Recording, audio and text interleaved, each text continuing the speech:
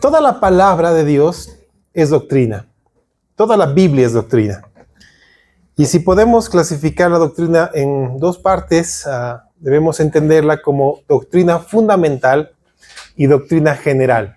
Ninguna es más importante, pero sí es importante conocer que la doctrina fundamental es lo que define si somos o no hijos de Dios.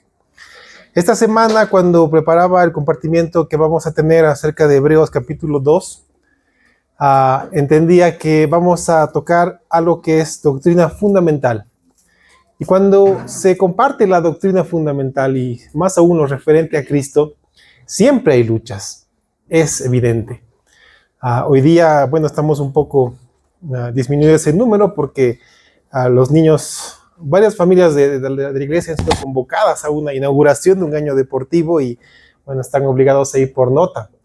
Y es un poco incómodo ver que no puedan ser parte de esto, pero la tecnología nos ayuda a poder grabar la prédica y alcanzarles a ellos esto.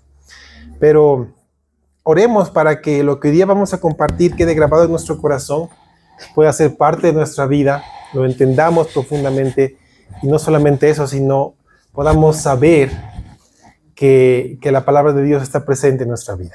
¿Ok? Abran sus Biblias en Hebreos capítulo 2, versículos 14 al 18. Hebreos 2, versículos 14 al 18. Dice la palabra del Señor: así que, por cuanto los hijos participaron de carne y sangre, Él también participó de lo mismo, para destruir por medio de la muerte al que tenía el imperio de la muerte, esto es, al diablo, y librar a todos los que por el temor de la muerte estaban durante toda la vida sujetos a servidumbre. Porque ciertamente no socorrió a los ángeles, sino que socorrió a la descendencia de Abraham, por lo cual debía ser en todo semejante a sus hermanos, para venir a ser misericordioso y fiel sumo sacerdote en lo que a Dios se refiere, para expiar los pecados del pueblo. Pues en cuanto él mismo padeció siendo tentado, es poderoso para socorrer a los que son tentados.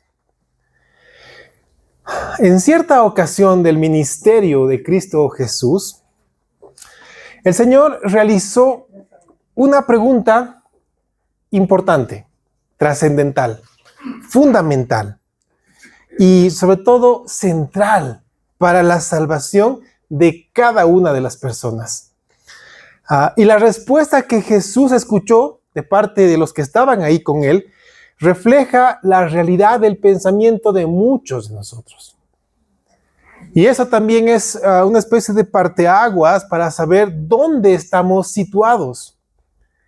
La pregunta que Jesús hizo y la respuesta que él escuchó fue registrada por Mateo en el capítulo 16. Y me gustaría que me acompañen a Mateo 16, versículos 13 al 17. Tal vez ya muchos lo conocen, pero vamos a escuchar la pregunta de Jesús, la respuesta de alguno de los discípulos de Jesús, una pregunta nuevamente y la respuesta de una persona que encabezaba a los apóstoles. Mateo 16, 13. Dice: viniendo Jesús a la región de Cesarea de Filipo, preguntó a sus discípulos diciendo: ¿quién dicen los hombres que es el Hijo del Hombre? Lo que él estaba preguntando es: ¿quién dice la gente que está aquí alrededor que soy yo? Eso es lo que estaba preguntando Jesús. Ellos dijeron, escuchen bien la respuesta: unos dicen Juan el Bautista, otros Elías y otros Jeremías o alguno de los profetas.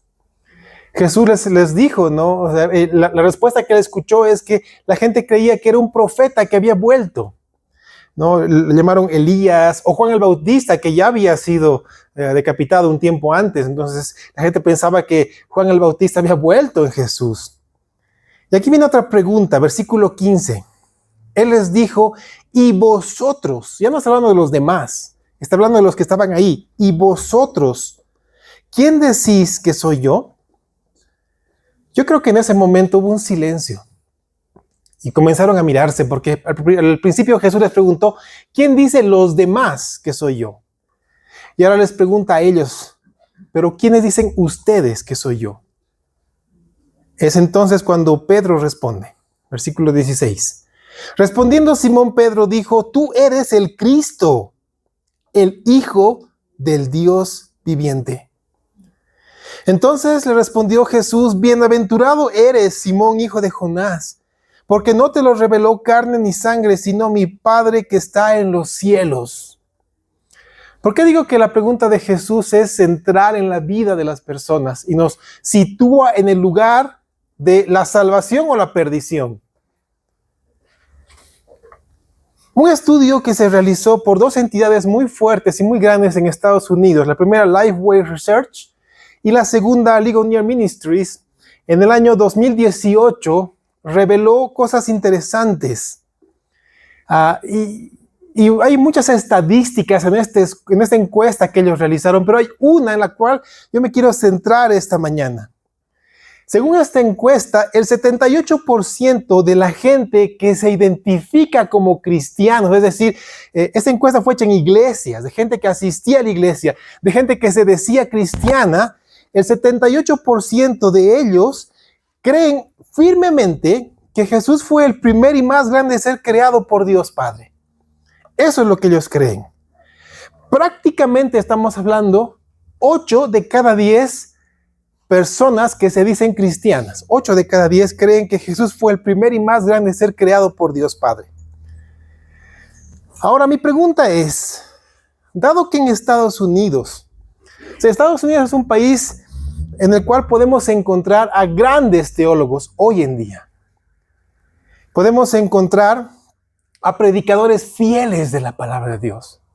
Podemos encontrar a seminarios que enseñan la palabra del Señor hace décadas atrás. Y encontramos incluso una cantidad impresionante de iglesias robustas. Podemos decir que el cristianismo ha avanzado de manera agigantada en Estados Unidos. Y si en Estados Unidos estas son las estadísticas, y más aún contrastando en esta parte del mundo, en Latinoamérica, vemos la situación en la que nos encontramos, el ámbito del conocimiento teológico que hay aquí en Sudamérica y en nuestro país también. Vemos también cómo están los predicadores, qué se está enseñando en las iglesias. Y también vemos la dinámica de las iglesias en general. Mi pregunta es, ¿cómo estarán las estadísticas en esta parte del mundo? ¿Estarán igual? ¿Estarán peor? ¿O estarán mejor? Bueno, probablemente muchos de ustedes están pensando, pero pastor, 8 de cada 10 cristianos que piensen eso es una maravilla. Pero hermanos, en realidad es la peor calamidad que pueda pasar. Que 8 de cada 10 personas que se dicen cristianas piensen que Jesucristo es el ser más grande creado por Dios Padre es una tremenda calamidad. ¿Saben por qué? Porque eso quiere decir que 8 de cada 10 personas están creyendo una herejía. Y por lo tanto, no son partícipes de la salvación. No tienen salvación porque creen que Jesucristo fue creado por el Padre. Y muchos abren sus ojos y dicen, pero ¿cómo es así? ¿Cómo es esto? ¿Cómo es esto? Ok, alguien tal vez escucha esto y se siente incómodo. Dice, pastor, a ver, un momento, un ratito. O sea que Jesús no fue el primer y más grande ser creado por Dios Padre. La respuesta es no. Dios mío, no, por supuesto que no. Esa es una herejía que la gente cree. Y ¿saben qué, hermanos? Es una herejía que se ha colado en los primeros siglos de la iglesia. En los primeros 325 años surgió esta herejía por un hombre llamado Arrio de Alejandría. Este hombre comenzó a meter esto y es bastante largo porque incluso se hicieron sínodos, se reunió a la iglesia entera para contrarrestar esta herejía. Pero puedo resumirles en lo siguiente.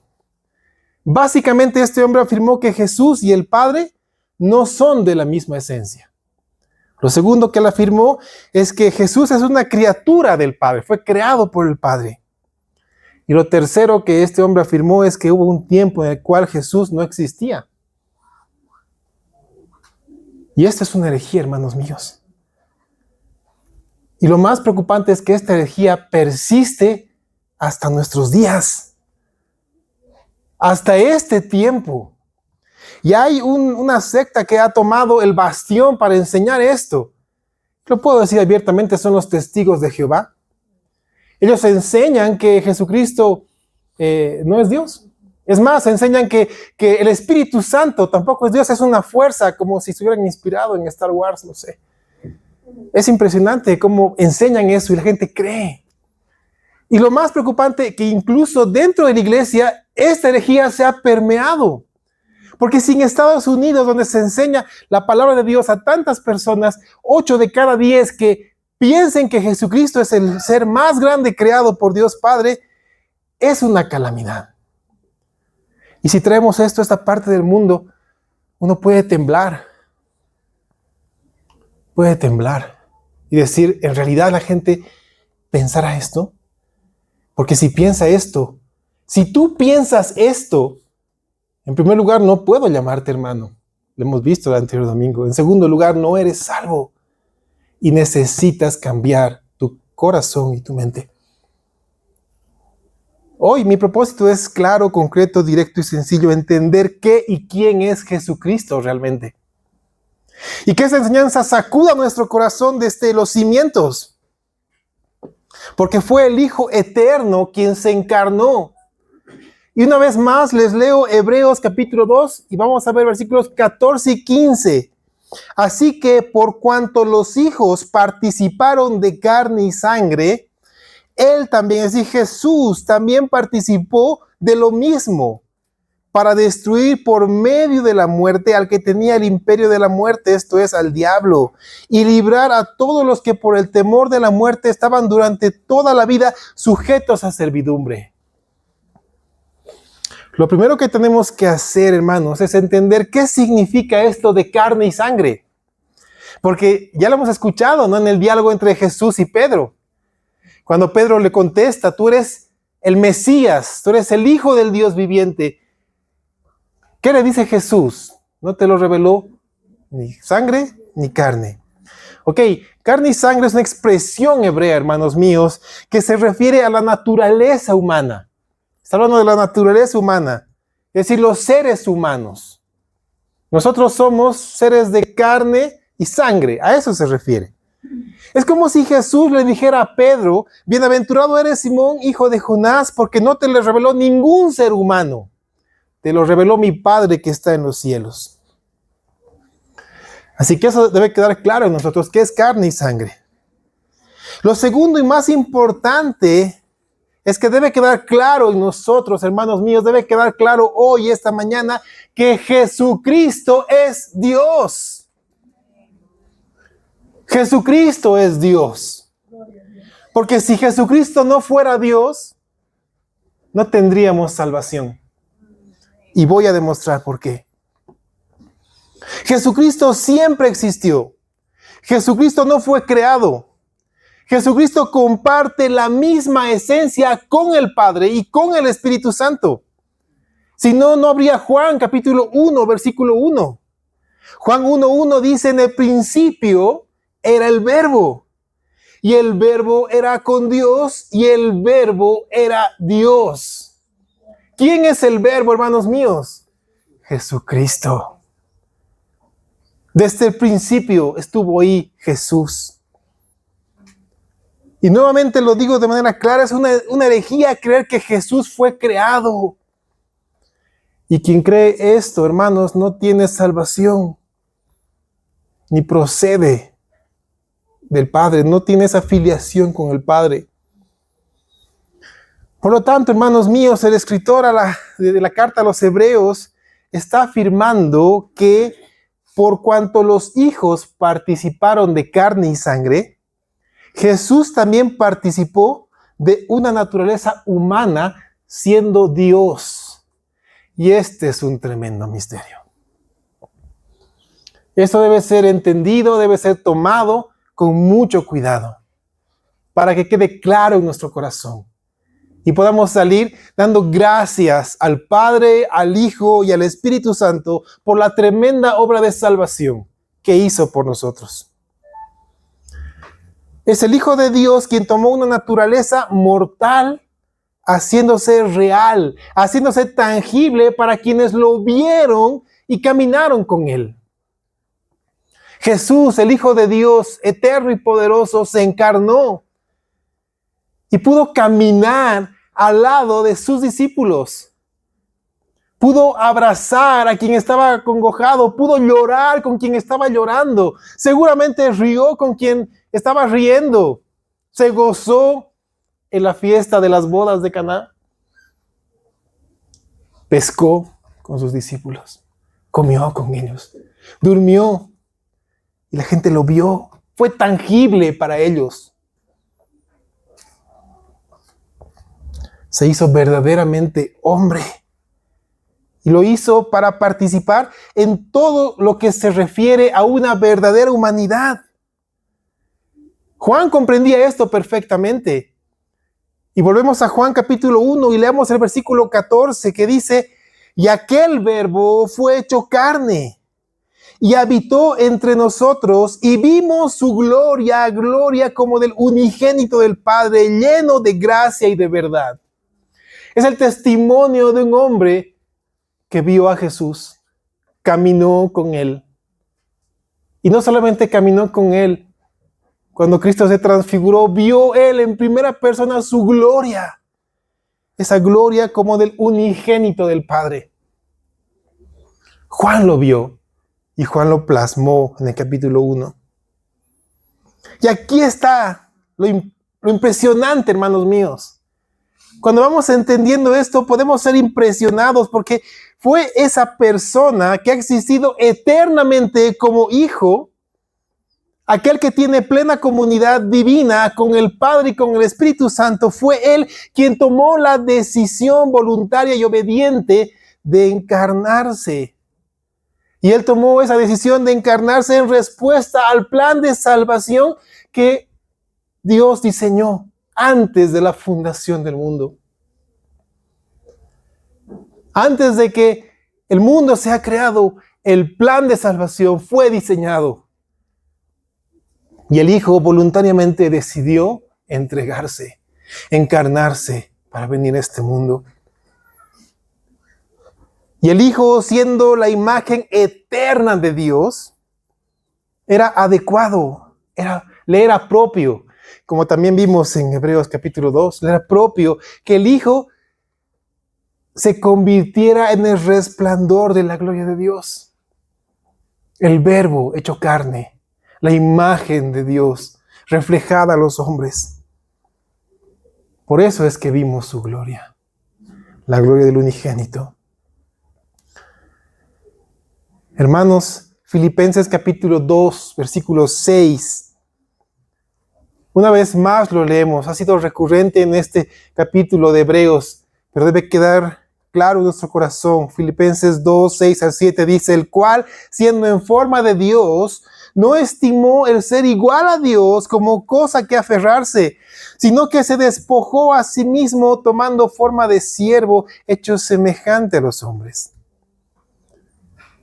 No es que Jesús está renunciando a ser Dios para ser hombre. No. El Señor Jesús se limita a sí mismo. Y no solamente se limita, al mismo tiempo añade una dimensión humana a su vida divina. Ahí está Dios, perfectamente Dios, y hombre, perfectamente hombre. Ese es un misterio también. No hay punto de comparación, no podemos comparar con nada. Ahí está Dios eterno, limitándose a sí mismo, no viendo su naturaleza divina como cosa que aferrarse, sino limitándose a sí mismo para venir a este mundo. ¿Y saben para qué se encarnó Jesús? Para participar de la naturaleza humana. Por eso es que el autor de los Hebreos dice que él mismo, ¿no?, fue partícipe de carne y sangre. Y él se hizo partícipe de la naturaleza humana para que por la muerte que él gustó, nosotros podamos participar de una filiación con el Padre. Y así poder ser llamados hijos también nosotros. Y no solamente ser llamados hijos, ser librados del pecado. La obra de Cristo fue perfecta y hermosa. Gálatas 4:4 habla de esto y habla del tiempo preciso y perfecto. Gálatas 4:4 dice, pero cuando vino el cumplimiento del tiempo, Dios envió a su Hijo, nacido de mujer y nacido bajo la ley, para que redimiese a los que estaban bajo la ley, a fin de que recibiésemos la adopción de hijos. ¿Entendemos lo que dice? Hermanos, la concepción virginal de la humanidad del Hijo de Dios fue el primer movimiento para la encarnación del Verbo. ¿Saben qué significa esto? Cuando tú y yo nacemos, venimos de una simiente humana, es decir, de un óvulo femenino y un espermatozoide masculino, ¿ok? Y a través de esos viene el pecado heredado. Nacemos con pecado. Desde que Adán y Eva pecaron, comenzaron a transmitir a sus hijos el pecado original, el pecado del mundo. Todos nacemos con ese pecado.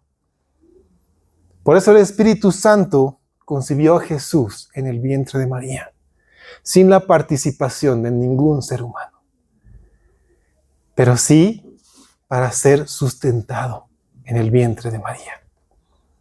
María fue escogida soberanamente por Dios y ella misma entendió eso y se entregó como sierva.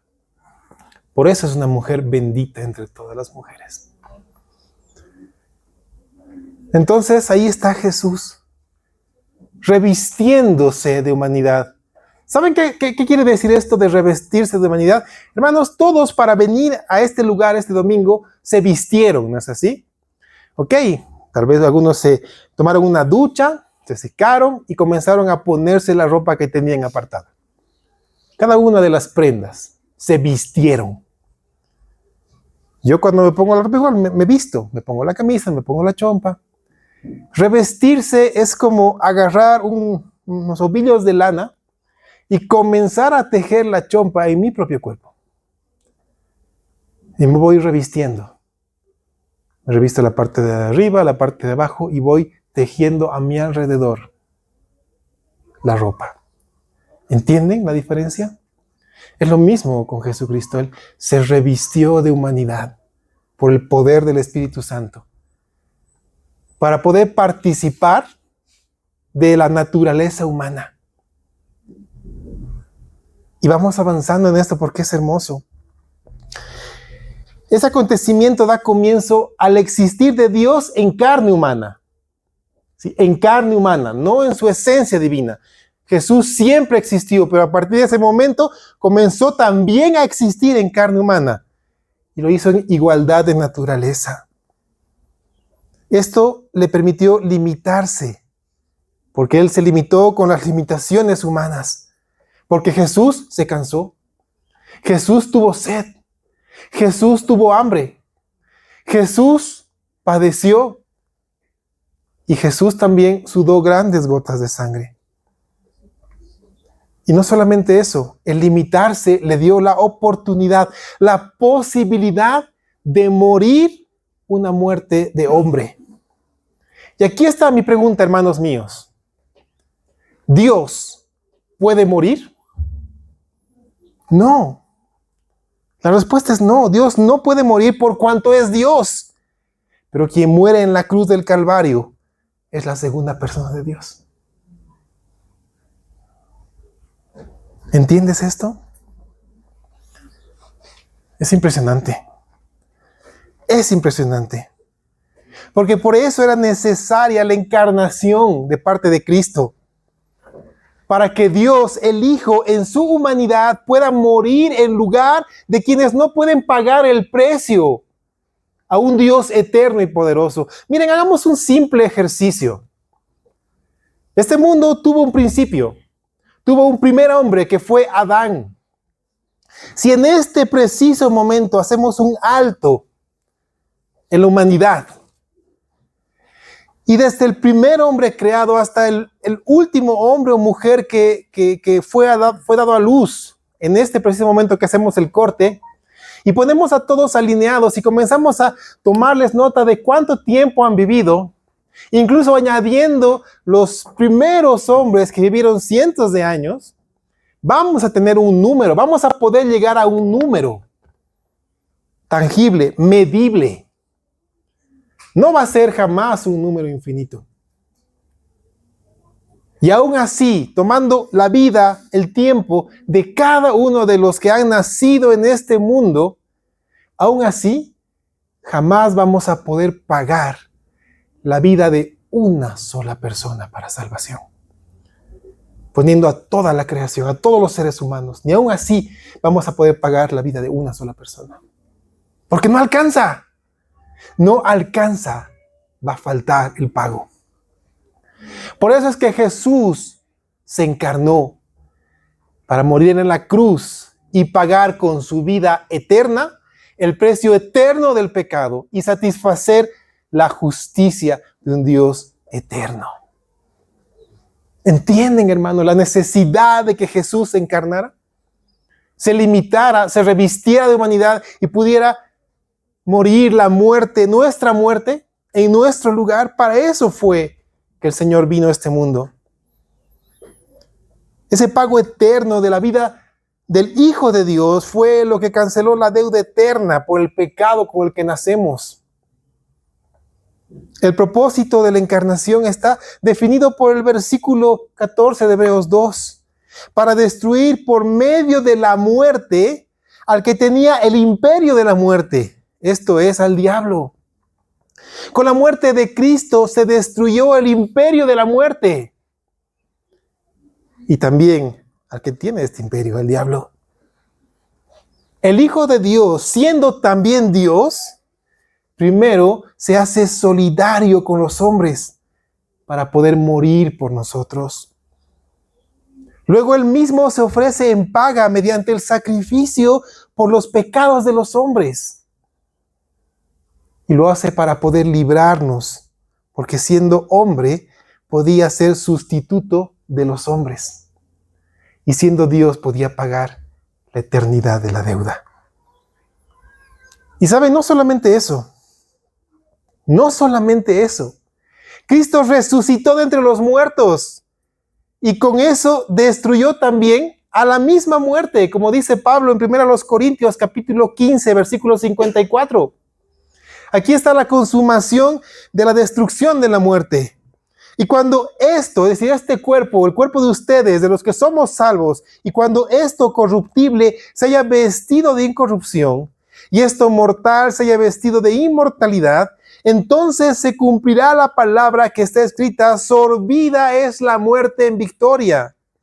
¿Dónde está, oh muerte, tu aguijón? ¿Dónde, oh sepulcro, tu victoria?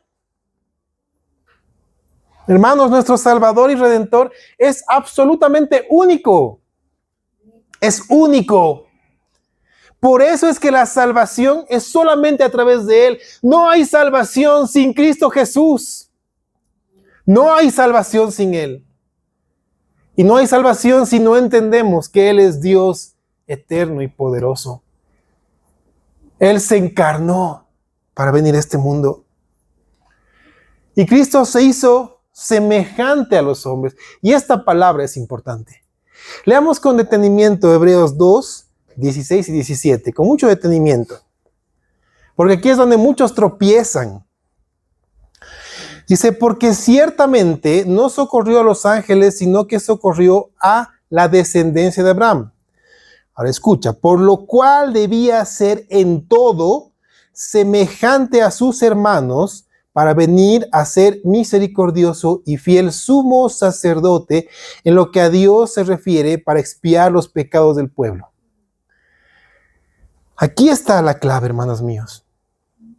Primero, vamos con calma, ¿sí? Acá se considera a la descendencia de Abraham, no tanto en el sentido natural. Es decir, de Abraham vienen pues más adelante las 12 tribus, los judíos, el pueblo judío.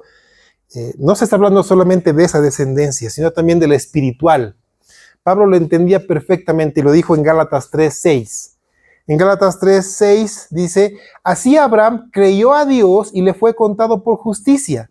Sabed, por tanto, que los que son de fe, estos son hijos de Abraham.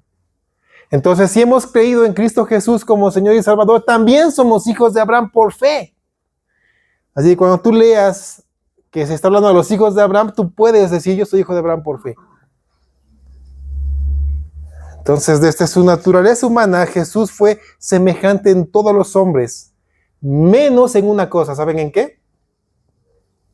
¿En qué creen que Jesús no fue semejante a los hombres?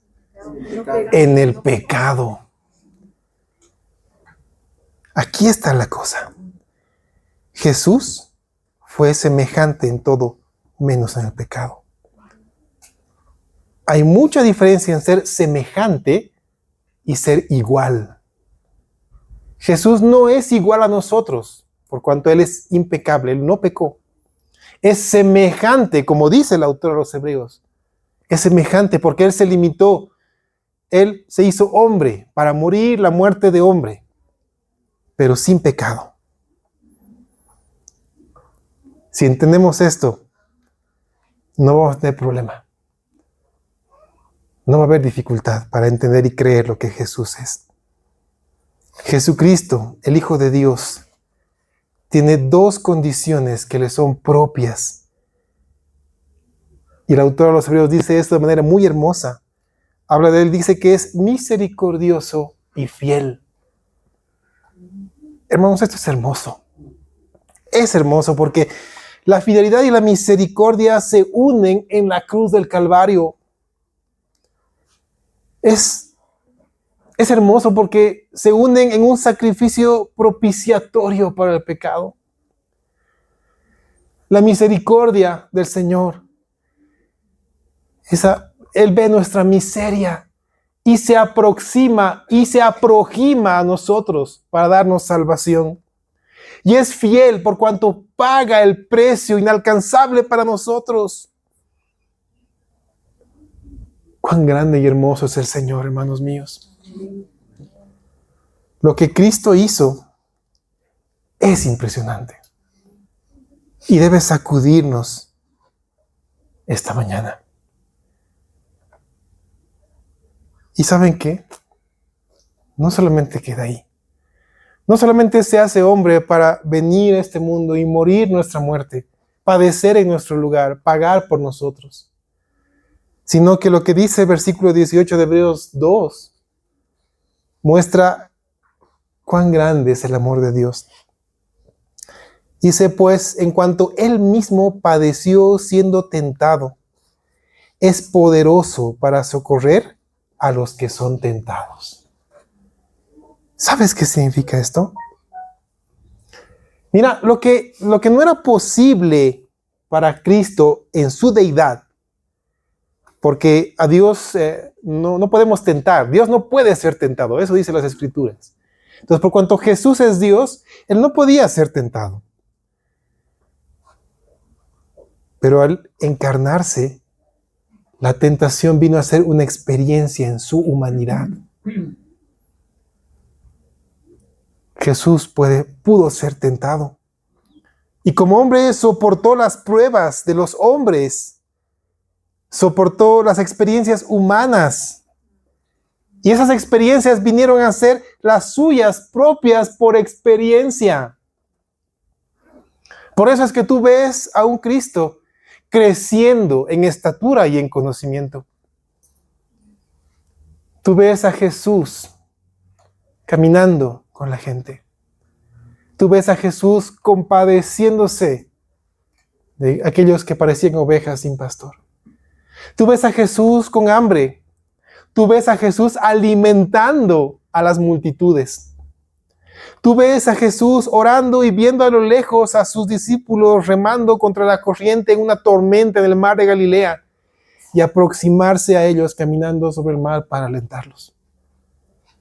Es por eso que tú ves a Jesús endureciendo su rostro para subir a Jerusalén a gustar la muerte por ti.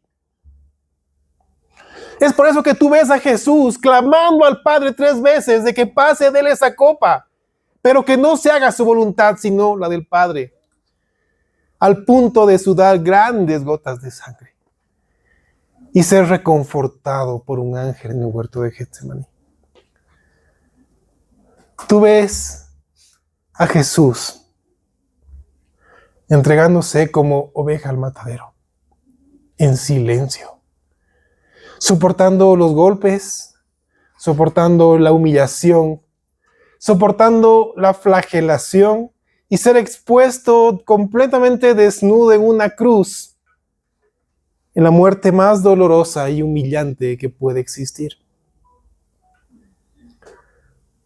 Tú ves a Cristo Jesús clamando al Padre y diciéndole: Dios mío, ¿por qué me has desamparado?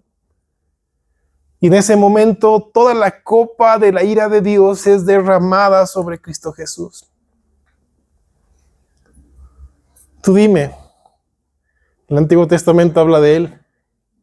Dice que es un hombre experimentado en quebrantos, en tormentos, en dolor, en angustia. Como hombre él soportó las pruebas de los hombres. Como hombre él padeció. ¿Entendemos este misterio, hermanos? El Hijo de Dios sufrió como hombre, mientras que el Padre y el Espíritu padecieron como Dios. ¿Sabes por qué?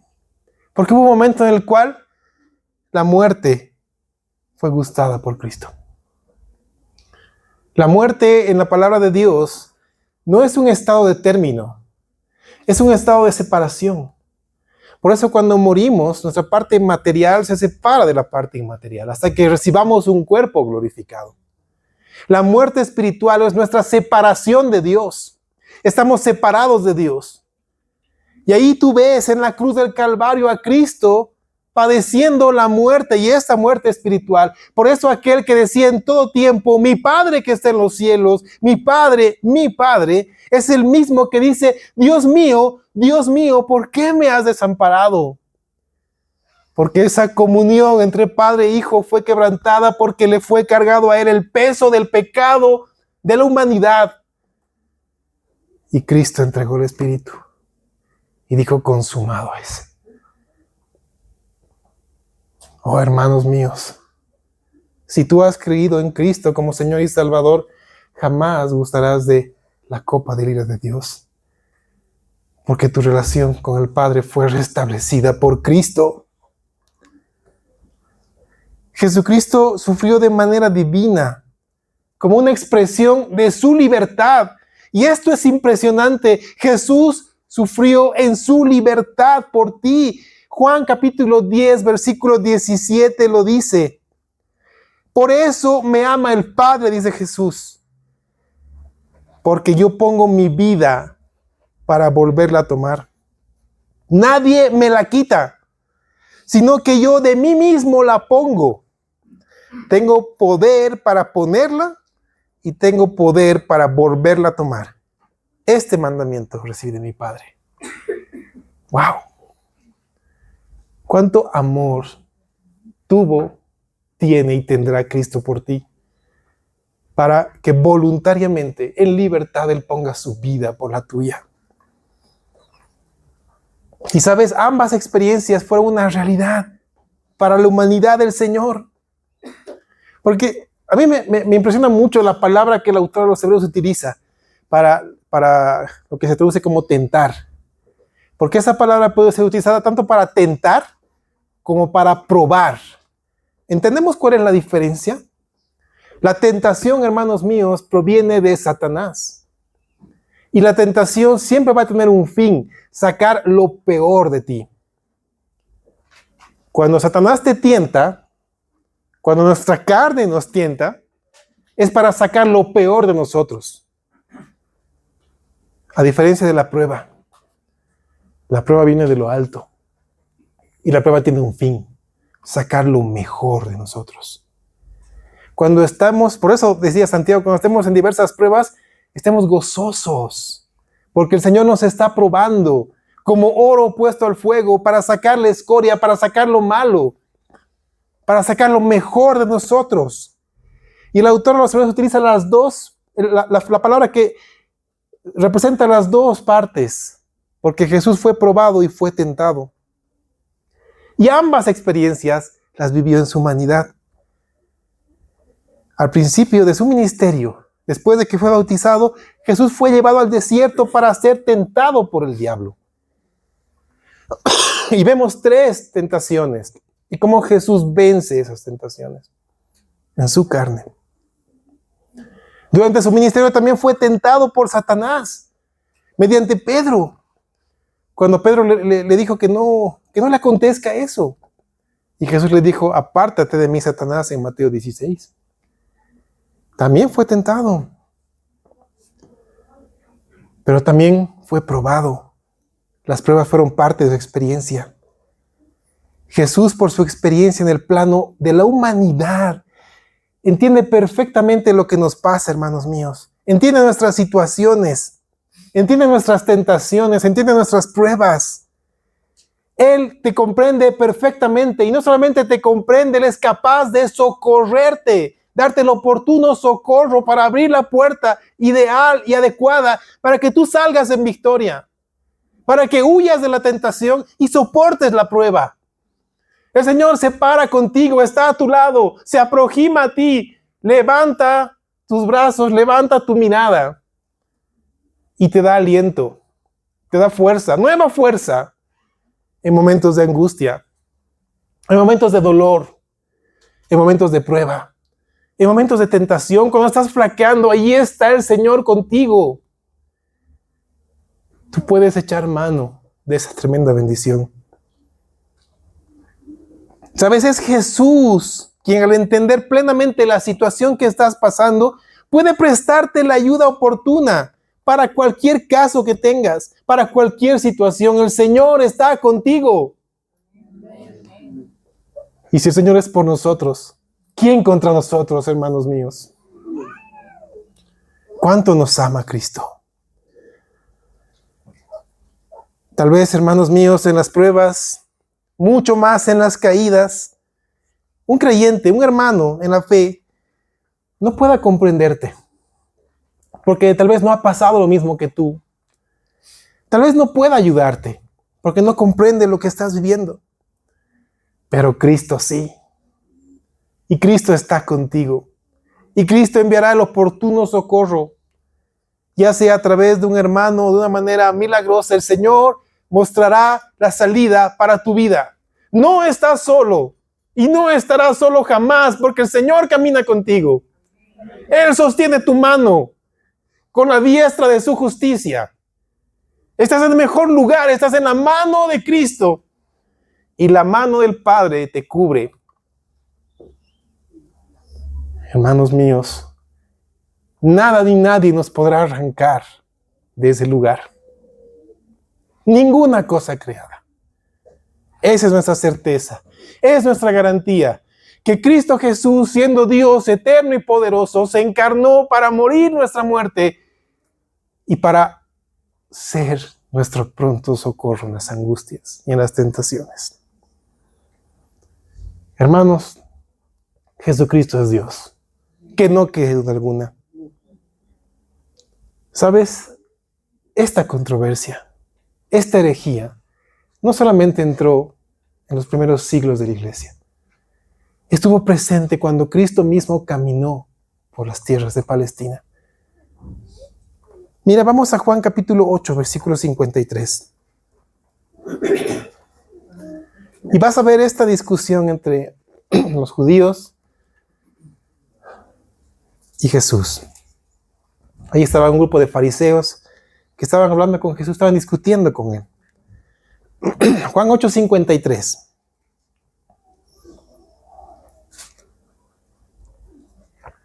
Esos hombres le dijeron a Jesús: ¿eres tú acaso mayor que nuestro padre Abraham, el cual murió? Y los profetas murieron. ¿Quién te haces a ti mismo? Imagínense, lo que le estaba diciendo es: ¿eres tú más que Abraham, que ya ha muerto? Y Jesús les dijo: si yo me glorifico a mí mismo, mi gloria nada es. Mi Padre es el que me glorifica, el que vosotros decís que es vuestro Dios. Pero vosotros no lo conocéis, mas yo le conozco. Y si dijere que no lo conozco, sería mentiroso, como vosotros. Pero le conozco, y guardo su palabra. Abraham, vuestro padre, se gozó de que había de ver mi día, y lo vio y se gozó. Entonces le dijeron los judíos: ¿aún no tienes 50 años y has visto a Abraham? Ahora escucha la respuesta de Jesús. Jesús les dijo: de cierto os digo, antes que Abraham fuese, yo soy.